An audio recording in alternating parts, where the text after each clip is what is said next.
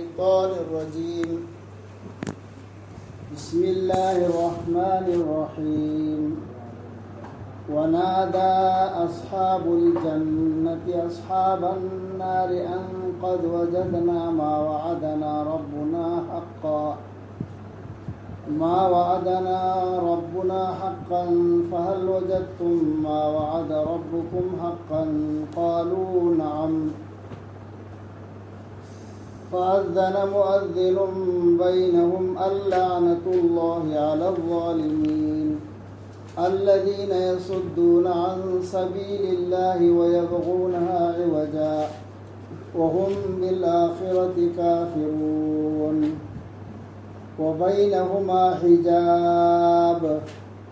وعلى الأعراف رجال يعرفون كلا بسيماهم ونادوا أصحاب الجنة أن سلام عليكم لم يدخلوها وهم يطمعون وإذا صرفت أبصارهم تلقاء أصحاب النار قالوا ربنا لا تجعلنا مع القوم الظالمين ونادى أصحاب الأعراف رجالا يعرفونهم بسيماهم قالوا ما أغنى عنكم جمعكم وما كنتم تستكبرون أهؤلاء الذين أقسمتم لا ينالهم الله برحمة ادخلوا الجنة لا خوف عليكم ولا أنتم تحزنون ونادى أصحاب النار أصحاب الجنة أن أفيضوا علينا من الماء أو مما رزقكم الله قالوا إن الله حرمهما على الكافرين الذين اتخذوا دينهم لهوا ولعبا وغرتهم الحياة الدنيا فاليوم ننساهم كما نسوا لقاء يومهم هذا وما كانوا بآياتنا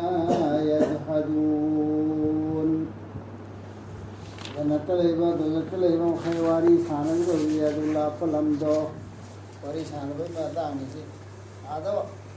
آئین تو پھمنو کو سورہ الاعراف کی آیت نمبر 94 کی نگسی چی اعوذ باللہ من الشیطان الرجیم بسم اللہ الرحمن الرحیم قودنا حیرکنی جنت لیبا سنگدنا مید لیبا سنگددا ایکھوئی دی ہانا نفنگ لے ایکھوئی گی ربنا ایکھوئی دا وعدہ توبیبدو أجمع أوينا نكوي شو بحن لبرا نكوي جرب نودا توبي بدو أجمع أوينا. سيدنا ده الدنيا ده اللي ده الله أنا هاي روم كوي تثور هاي كوي تفنى نكوي تفكنا ترى هاي. مكوي نهركني هوي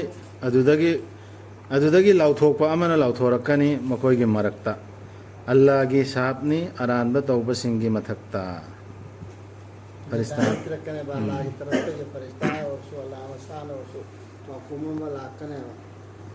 لاؤتھو قوم نے لاؤتھو رکھنے ہے کری لاؤتھو رکھنی اللہ کی لعنت نسی کی ظالم سی مطلب تو اور دمنی اللہ کی صاحب نہیں نسی دی صاحب دنیا دا تورم بس صاحب تو ممی سندا صاحب تو ہے نہ آئی سندو ادو صاحب تو پال بنی نسی دی لاؤتھو کرے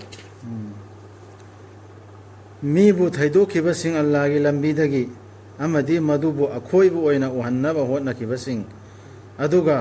مخوينا آخرت بوت هذا بهاي بدو أوي كبسين أدودا تي ميشين جيني جالم هاي جيكو متكتا أچو الله أنا لعنة توريسي مي بو لمبي دي ثوب قرآن دي ثيدوبا هذا قرآن دو أخوي بوينا وهنبا قرآن سي هتا نخوين أدمي پارا يابن تي سيدا هان لاكو هذا چاو جالم جاتو نيو هذا چاو جالم شديد أيش حديث هذا كانغو دو يورنو سمعنا تفسير خندرين هذا أصول خندرين موينا قرآن هذا كمينا پاري با كري خندرين هذا قرآن ده پاري ميشين أول بنا الله كده مكتب الله يلاك تو پاري ميشين دو أدو تيدو أنا مهون أرجع كنانو بهوجي أدو ميشاي سان خان أدوني أشوفه الله أنا لعنة تودور سياد ليجاني مخوي مركتا پنتhinga ma aduga madugi awang bam bafam singda mioi khara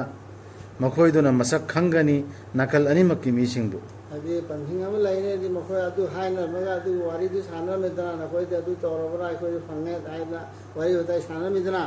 ꯑꯗꯨ ꯁꯥꯟꯅꯔ ꯃꯇꯨꯡꯗ ꯈꯨꯗꯛꯇ ꯄꯔꯗꯥ ꯑꯃ ꯂꯩꯈ꯭ꯔꯅꯦꯕ ꯗꯨꯖꯛ ꯀꯔꯤꯁꯤꯒꯤ ꯗꯨꯖꯛ ꯋꯥꯂꯥ ꯃꯈꯩꯗꯨꯒ ꯖꯅꯠ ꯋꯥꯂꯥ ꯃꯈꯩꯗꯨꯒꯤ ꯃꯔꯛꯇ ꯄꯔꯗꯥ ꯂꯩꯈ꯭ꯔꯅꯦꯕ ꯋꯥꯔꯤ ꯁꯥꯟꯅꯕ ꯉꯥꯛꯇꯪ ꯋꯥꯔꯤ ꯁꯥꯟꯅꯔꯝꯕꯗꯒꯤ ꯈꯪꯉꯔꯣꯏꯕ ꯑꯩꯈꯣꯏꯗꯤ ꯀꯔꯤꯅꯣ ꯋꯥꯔꯤ ꯇꯣꯉꯥꯟ ꯁꯥꯟꯅꯕ ꯌꯥꯔꯔꯣꯏ ꯑꯗꯨꯒꯤ ꯑꯋꯥꯡꯕ ꯃꯐꯝꯗꯨꯅꯅꯦ ꯄꯔꯗꯥ ꯂꯩꯔ ꯃꯇꯨꯡꯗ ꯑꯋꯥꯡꯕ ꯃꯐꯝꯁꯤꯡꯗꯨꯗ ꯃꯤꯑꯣꯏ ꯈꯔ ꯂꯩꯒꯅꯦꯕ ꯃꯈꯣꯏꯗꯨꯅ ꯃꯁꯛ ꯈꯪꯒꯅꯤ ꯅꯥꯀꯜ ꯑꯅꯤꯃꯛꯀꯤ ꯃꯤꯁꯤꯡꯗꯨ ꯖꯅꯠꯀꯤꯁꯨ ꯗꯨꯖꯛꯀꯤꯁꯨ ꯃꯁꯛ ꯈꯪꯒꯅꯤ ꯑꯇꯣꯡꯕꯗ ꯂꯩꯕꯁꯤꯡꯗꯨꯅ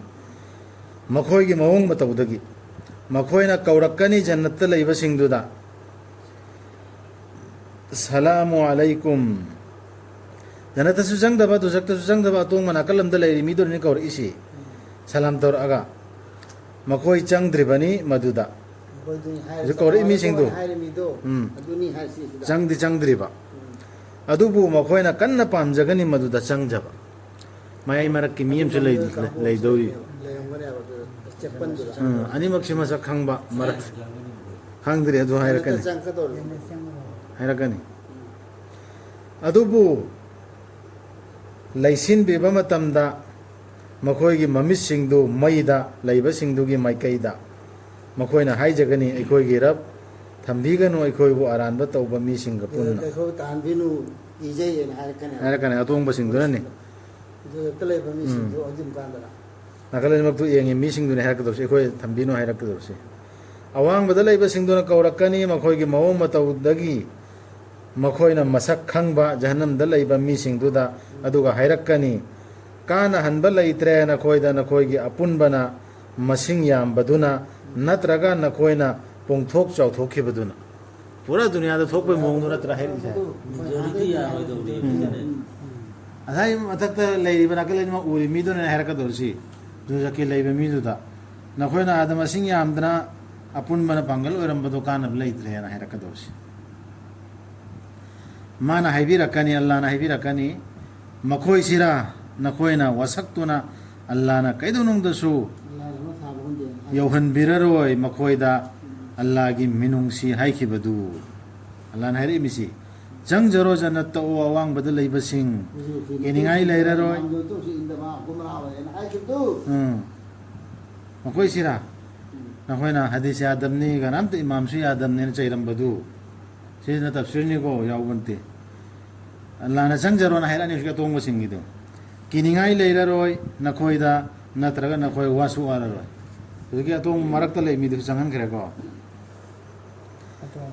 ꯑꯗꯨꯗꯒꯤ ꯀꯧꯔꯒ ꯍꯥꯏꯔꯛꯀꯅꯤ ꯃꯩꯗ ꯂꯩꯕꯁꯤꯡꯗꯨꯅ ꯖꯟꯅꯠꯇ ꯂꯩꯕꯁꯤꯡꯗꯨꯗ ꯍꯩ ꯊꯥꯕꯤꯔꯛꯎ ꯑꯩꯈꯣꯏꯗ ꯏꯁꯤꯡ ꯈꯔ ꯅꯠꯇ꯭ꯔꯒ ꯈꯥꯏꯕꯤꯔꯛꯎ ꯑꯩꯈꯣꯏꯗ ꯑꯜꯂꯥꯍꯅ ꯅꯈꯣꯏꯗ ꯄꯤꯕꯤꯕ ꯑꯗꯨꯗꯒꯤ ꯈꯔ ꯀꯧꯕꯗꯤ ꯇꯥꯟꯅꯗꯧꯔꯤꯑꯕ ꯑꯗꯨꯛ ꯂꯥꯞꯄ ꯂꯝꯕꯤ ꯆꯍꯤ 500ꯒꯤ ꯂꯝꯕꯤꯅꯦ ꯍꯧꯖꯤꯛꯇ ꯍꯥꯏꯗꯣ ꯆꯍꯤ 500ꯒꯤ ꯂꯝꯕꯤꯗꯣ ꯖꯅꯠꯇ ꯂꯥꯞꯅꯩꯁꯦ ꯍꯧꯖꯤꯛꯇ ꯂꯥꯞꯅꯩ ꯑꯗꯨꯒꯤ ꯂꯝꯕꯤꯗꯨ ꯍꯧꯖꯤꯛꯇꯤ ꯗꯨꯅꯤꯌꯥꯗ ꯀꯩꯗꯧꯔꯕꯅꯤꯅ ꯎꯔꯕꯅꯤꯅ ꯈꯪꯉꯦꯗꯅ ꯎꯔꯤꯝꯇꯔꯣ ꯆꯍꯤ 100,000 ꯀꯌꯥꯒꯤ ꯍꯧꯖꯤꯛ ꯑꯃꯦꯔꯤꯀꯥꯗ ꯇꯧꯕ ꯊꯕꯛꯇꯨ ꯍꯦꯛꯇ ꯎꯔꯤꯝꯇꯔꯣ ꯇꯤꯚꯤꯗ ꯅꯠꯇ꯭ꯔꯒ ꯏꯟꯇꯔꯅꯦꯠꯇ ꯋꯥꯔꯤ ꯁꯥꯔꯤꯝꯇꯔꯣ ꯑꯗꯨꯃꯥꯏꯅ ꯀꯅꯥꯅ ꯈꯪꯕꯅꯣ ꯑꯗꯨ ꯈꯪꯉꯝ ꯁꯤꯒꯤ ꯀꯨꯔꯥꯟꯁꯤ ꯊꯥꯕ ꯃꯇꯝꯗꯗꯤ ꯑꯗꯨꯏꯗꯨ ꯂꯥꯝ ꯍꯪꯕ ꯅꯠꯇꯦꯕ ꯑꯗꯨ ꯍꯧꯖꯤꯛꯇꯤ ꯈꯪꯉꯦꯗꯅ ꯀꯅꯥꯅ ꯈꯪꯕꯅꯣ ꯑꯥꯗꯁꯨ ꯏꯁꯀ꯭ꯔꯤꯟꯗ ꯚꯤꯗꯤꯑꯣ ꯀꯣꯜꯗ ꯀꯧꯅꯗꯧꯔꯤꯕ꯭ꯔꯥ ꯈꯪꯕ ꯍꯣꯏ ꯅꯠꯇꯦ ꯑꯗꯨꯅꯦꯕ ꯑꯜꯂꯥꯍꯅ ꯈꯣꯟꯖꯦꯜꯁꯨ ꯂꯥꯛꯅꯕ ꯃꯤꯠꯀꯤ ꯃꯤꯠꯌꯦꯡꯁꯨ ꯁꯥꯜꯍꯜꯂꯅꯤ ꯏꯁꯀ꯭ꯔꯤꯟ ꯊꯝꯃꯣꯅꯦ ꯇꯥꯟꯅꯔꯗꯧꯔꯤꯅꯦꯕ ꯑꯥꯗꯅꯦ ꯏꯁꯀ꯭ꯔꯤꯟ ꯊꯝꯃꯒ ꯏꯁꯀ꯭ꯔꯤꯟꯗ ꯀꯧꯅꯔꯤꯕ ꯈꯪꯕ ꯑꯜꯂꯥꯍꯅ ꯅꯈꯣꯏꯗ ꯄꯤꯕꯤꯕ ꯑꯗꯨꯒꯤ ꯈꯔ ꯃꯈꯣꯏꯅ ꯍꯥꯏꯔꯛꯀꯅꯤ ꯇꯁꯦꯡꯅꯃꯛ ꯊꯤꯡꯕꯤꯈ꯭ꯔꯦ ꯑꯜꯂꯥꯍꯅ ꯄꯣꯠ ꯑꯅꯤꯃꯛꯁꯤ ꯊꯥꯖꯗꯕꯁꯤꯡꯗ ꯑꯜꯂꯥꯍꯅ ꯊꯤꯡꯉꯦꯕ ꯄꯤꯕ ꯌꯥꯔꯣꯏꯅ ꯍꯥꯏꯔꯦꯕ ꯑꯜꯂꯥꯍꯅ ꯍꯔꯥꯝ ꯇꯧꯔꯦꯕ ꯅꯈꯣꯏꯅ ꯑꯗꯨꯅ ꯑꯩꯈꯣꯏ ꯁꯦꯞꯀꯨꯝꯕ ꯀꯔꯤꯒꯨꯝꯕ ꯑꯩꯈꯣꯏ ꯆꯥꯔꯤ ꯃꯌꯥꯝꯁꯦ ꯁꯤ ꯅꯈꯣꯏꯗ ꯄꯤꯕ ꯌꯥꯗꯦ ꯑꯩꯈꯣꯏꯗꯤ ꯄꯤꯅꯤꯡꯕꯅꯦꯕ ꯊꯤꯡꯈ꯭ꯔꯦꯕ ꯍꯥꯏꯔꯛꯀꯅꯦ ꯃꯈꯣꯏꯗꯨꯅ ꯂꯧꯈꯤꯕ ꯃꯈꯣꯏꯒꯤ ꯙꯔꯃꯕꯨ ꯍꯔꯥꯎ ꯀꯨꯝꯍꯩ ꯑꯃꯗꯤ ꯁꯥꯟꯅꯕꯗꯧꯅ ꯑꯃꯁꯨꯡ ꯃꯈꯣꯏꯕꯨ ꯁꯨꯝꯍꯠꯄꯤꯈ꯭ꯔꯕ ꯇꯥꯏꯕꯪ ꯄꯨꯟꯁꯤꯅ ꯁꯤ ꯃꯤꯁꯤꯡꯁꯤ ꯑꯗꯨꯅ ꯉꯁꯤ ꯑꯜꯂꯥꯍꯅ ꯃꯈꯣꯏꯕꯨ ꯀꯥꯎꯊꯣꯛꯂꯒꯅꯤ ꯃꯈꯣꯏꯅ ꯀꯥꯎꯊꯣꯛꯈꯤꯕꯒꯨꯝ ꯑꯁꯨꯝꯅ ꯎꯅꯒꯗꯕ ꯃꯈꯣꯏꯒꯤ ꯅꯨꯃꯤꯠ ꯑꯁꯤꯕꯨ ꯑꯃꯁꯨꯡ ꯃꯈꯣꯏꯅ ꯑꯜꯂꯥꯍꯒꯤ ꯑꯌꯥꯁꯤꯡꯕꯨ ꯌꯥꯈꯤꯗꯕꯒꯤ धर्म सुमोइन हराव कुमाई मतम मतम तुकी चंगनबी ओइना हराव कुमाई इन लौर इम्पोर्टेंट ओइना लुमना लौरदब दुनियाना लुमना थामबो हारबदने हेक मफम खरिमुत पालिसि अल्लाह के आयत यादव सि पान सि खक्दने मरु दिसिने दिन से अल्लाह के कुरान से नत्रो हाने सि यादबै तनि हायसि सोइदनमक अखोइना पुरखिबनी अल्लाहना पुरखिबनी मखोइदा लाइरिक अमा मधुबु अल्लाहना मचा खाइना संदोकपिखिबनी ज्ञान ग लोइनना लमजिंग अमसुंग मिनुंगसी ओइना थाजब मिसिंगिदम से कुरान से नत्र हायरिसि सिक्स रैने थैदो नम होनरिसि मी खरना हेतन खोइना अदमेन पाइबि आबरा पाबे आबरा करी खंगदना नो हदीस यादम न खोइना तुम हो जाए अगर हो खंगो है तो पाबी के ताव हाइब सुन तब कुरान से खंगदे हदीस का मैं खंगदोर कुरान से खंगदब मियम ना हदीस खंगने से इसुप था थाजदे काव तमोरी नि हान नेसी तमोरी कुरान पाद्रेबा कुरान के अर्थ खंगद्रेबा नहीं नद्रि मी दो अदुना अल्लाह का सम हदीस खंगफम आई थाजत कराय खंगो मखोइना करी गाइरेबगे मधुगी फोल दु नत्तना हाइरक्कनी मधुबु हानदी थौसारुदब सिंगना मधुगी फोल दु लाकप नुमित अदुदा लाखिरंबनी अखोइगी रबके रसूल सिंगदु अचुंबग लोइनना हौजिक अखोइगी वाचत पिनबा कना लैरिबगे सेरकदोरमी अखोइगी दमक हाइजबिनबा नत्रगा अखोइबो हंदुना थाबीबा यागद्रा फार सफाला हाइज बीबा हाइसिनी को वानो जो वाचत बीबा सफाला ने होना आदमी दिसिन दै बहाइ दुनी अखोइबो हंदुना थाबीबा यागद्रा अखोइना तौजरकनबा हानना अखोइना तौखिदब सिंगदु नत्तब हाइना बिनबा लैगद्रा नत्रगना अखोइ अमा हनबा यागद्रा दुनियादा मुका सिंदो पिथो मुका दुनियादा लगा अफबा तोरनबा अखोइना तौखिब सिंगदु नत्तबा न हाइरिसि अफबा थबक हाइबि अफबा थबक नेबा दुइदो अखोइना तौरमिदु ओनरेबा अखोइना दिनने चलमिसि ओनरेबा अदु नत्तबा अचुंबदु चलकनबा अदु यागद्रा सिना तौदी तौरमी एबा मा तौदु ओनखरेबा अखोइदि कनागुमम हाइबदु चलुरे अरानबा मैम यावखरेबा अदु नत्तबदु चलुरगेबा अचुंबदु अदुगी थाबि अमक हन्ना थारप यागद्रा ना हंगे मांगजरगनी मखोइना मसाबु अमदि मांगखरगनी मखोइदगी मखोइना सेमजिन साजिनदुना पुथोखिबसिंगदु तु सासु बर्बाद वरनी अदुगा मखोइना सेमजिन साजिबा मैम दुसम तो उरो धर्मने मोहि तौरमिदो सी एखोइ महजबनी सी एखोइ इमामनी सी एखोइ रसूलनी एखोइ हेन हेन रसूलनी मतुंग इलिमेंट तौरमबदु अदुइदु सोइरमबदगी ने हमका इमै माचु अचुंबदु अमता तौरोखिगे थाबियोना हायरकने अदुनि सी सेमजिलम बाहरसे तसेंगनमक नखोइगी रब्ती अल्लाहनी माननी सेंबिखिबदु आसमान सिंग अमसुंग पृथ्वीबु नुमित तरुकनिदा सि अचेतपा यामना खनथबदा मतिक मगुल लैबा आयातने बखोइन दिखन इलाइ लाइन लो सिगी मखादा दाइरे हाइरिसि तोइना पनबा आयात सिंगदुनि मारकते अमनि नुमित तरुकनिदा अदुदगी लेंसिन बिखिबनी फंबालदा कुपसिन बिबनी अल्लाहना अहिंगबु नुंगथिलना अमना अमबु यांगना तानरदुना अदुगा सेंबिखिबनी माना नुमित था अमसुंग थवामिचा सिंगबु मखा पोलहनबिदुना अल्लाहगी हुकुमना येंगु मागिनी लैसेम नुंगसेमबा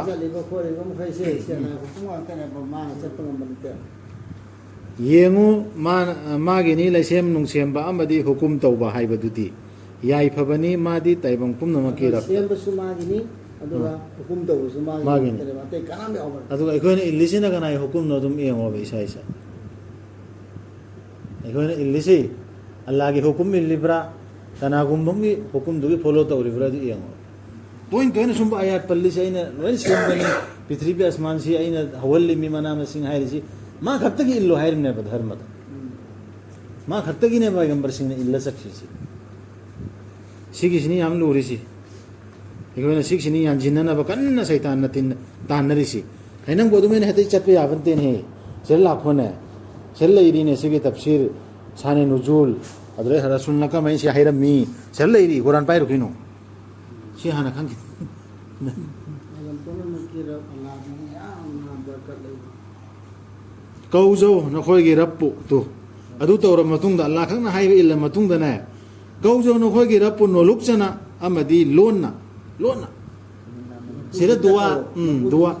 tasengnamak Allah na nungside ngamkhai lan thokpasing dua taw harimi sida tafsira maningsing e maulana wahiduddin khan na tawba tafsir dua gi matang da mateng hoktan dua se kari no na mana hai dua ji chinta chimpa poraga me ama Allah da thi thaba lon thaba saireng do du natte na mana hai direct natte na hai dia di thamoi manung gi dua se di spirit manung dei thok pudu na ba jin da thokera tho ogera manung dagi phawrok padu jakna yam pamna Allah da onjila dua se dui dun amot pa sandokanu bithri thakta che Allah hukum ne masibu semjin biraba matungda kaujau Allah bu kijana amasung asaga loinam tasengnamak phangbagi asasu thamu aduga kisu aina tawdarni duzak tagadra habigi akibasu thamu ani du maraktu ne bi mana hai kaujau Allah bu kijana amasung asaga loinana tasengnamak Allah gi minung sidi nakpani afaba tawbasingda afabu tawradine Allah gi rahmase adum lakani hai chin dai khoi breng breng breng breng lon na kau badu hata pangau du pangtau tu tau badua adui du suna tra thamoi manung gi chak na thokpa la khakta da non jara padu duwa ni haira matung dam kai khoina is niyam ta tau han chi ne ba ganate duam ta tau han se na tau han badu hoi tau han ganu haiban te min tawrdu di magi masama sai ne sama san tawdam ne ma duwa sam san tau gudami chak na Allah don sil hairi adu tawi ade ha wante ya de haiban wana te adu ai gi oina di mafam se ai gi fatwa hai gadra ningon ta kar tau na tau han basi ai di masi Allah na moidra ne ching ne bari no ai se Allah na yamna Allah gi aseng ba banda Allah na sembi rei me ba isi mana so haire mangon ta kau jor u ahing dara nong thin dara kana no kau haining ba kari ning ba lei ri na haire adu ga aina am kum ningon da ne ka do si aina ma pudron sindadna sigi sibu ai pam gadra ai pam gadra ba se thabak si mi gi su to bi ga da mi sai su to ga da me am na sen